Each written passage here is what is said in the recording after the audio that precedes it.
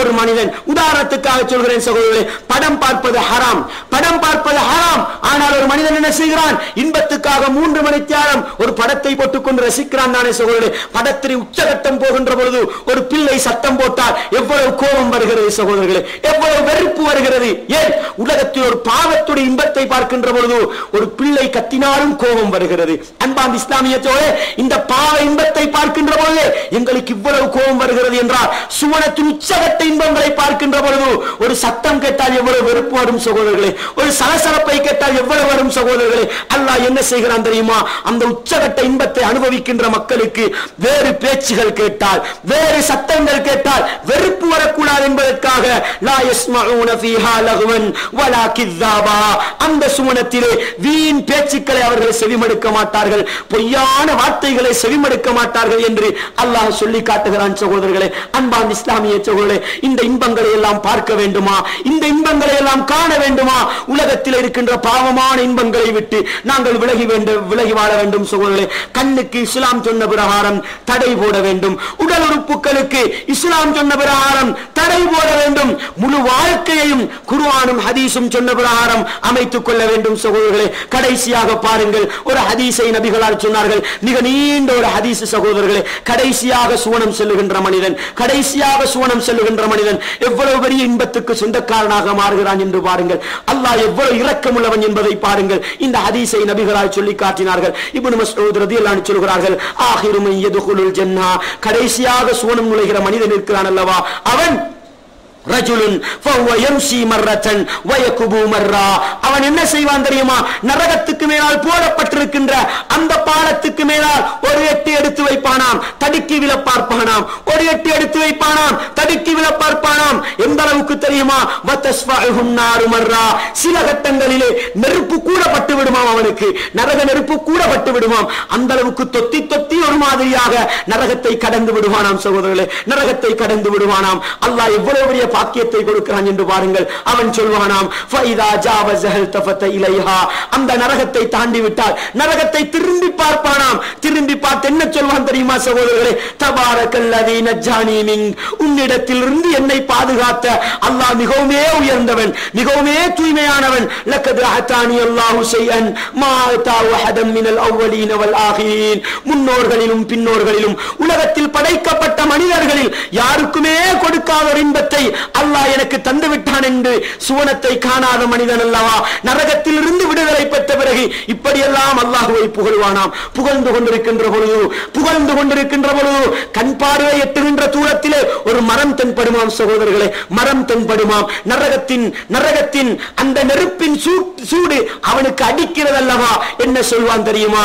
ஐ ரப், என்னை படைத்த நாயனே, அதினி மின் ஹாதிஹி ஷஜரா, இந்த மரத்துக்கு பக்கத்திலே என்னை கொண்டு போய் நிறுத்திவிடு. ஃபலா சதில்லு பிதில்லிஹா வஅஷ்ரபு மின் மாஇஹா, அதனுடைய நிழலிலே நான் கொஞ்சம் நிழல் வாங்கிக் கொள்ளுகின்றேன், அதனிடத்தில் இருக்கின்ற பானத்திலே நான் கொஞ்சம் குடித்துக் கொள்ளுகின்றேன். நரகத்தின் சூடல்லவா அடிக்கிறது, அந்த மரத்தடியில் கொண்டு போய் வைத்து விடு என்று அல்லாஹ்விடத்திலே சொல்லுகின்ற பொழுது இரக்கமுள்ளவன், கருணை மிக்கவன் அந்த ரப்பு என்ன கேட்பான் தெரியுமா?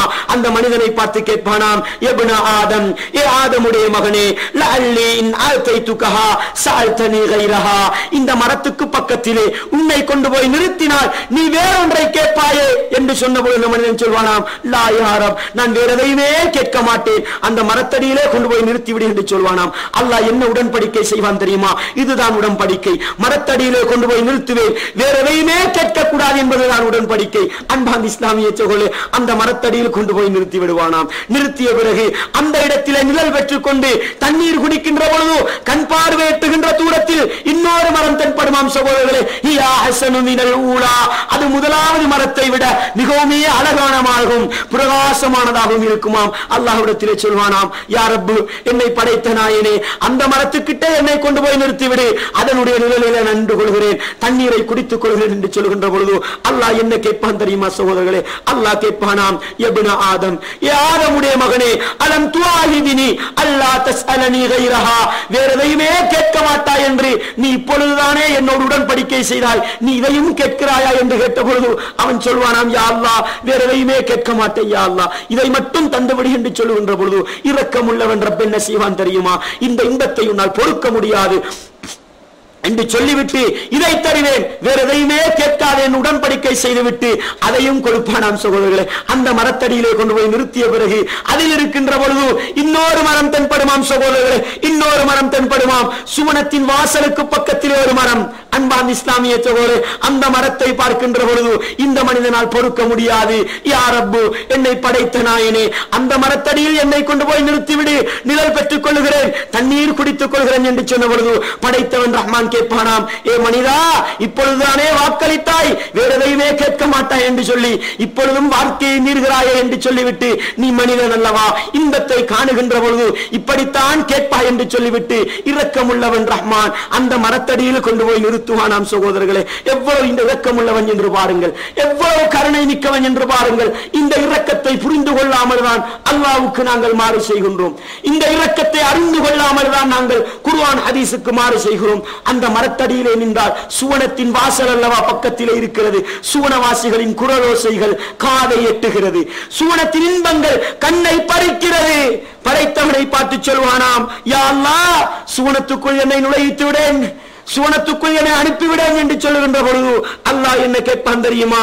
ஃபயகூலு யப்ன ஆதம், ஏ ஆதமுடைய மகனே, மா யுஸ்ரீனி மின்க், இப்படியெல்லாம் நீ கேட்டு கேட்டு வருகிறாயே, உன்னுடைய கேள்வியை அடைக்க கூடியதை நான் எதை தர வேண்டும் என்று கேட்கின்ற பொழுது அயுர்தீக அன் உத்தியக துன்யா வ மிஸ்லஹா, உனக்கு உலகத்தையும் உலகத்தை போன்ற ஒரு மடங்கையும் உனக்கு சுவனமாக தரட்டுமா என்று கேட்கின்ற பொழுது மனிதன் அல்லவா, மனிதன் அல்லவா அல்லாஹ்வை பார்த்து என்ன செய்வான் தெரியுமா? யா ரப்பு, என்னை படைத்த நாயனே, அத்தஸ்தஹ்சிஉ மின்னி வ அன்த ரப்புல் ஆலமீன், நீ அகிலத்தவர்களை எல்லாம் படைத்து பரிபாலிக்கின்ற இறைவனாக இருந்து கொண்டு என்னை கேவலப்படுத்துகிறாயா?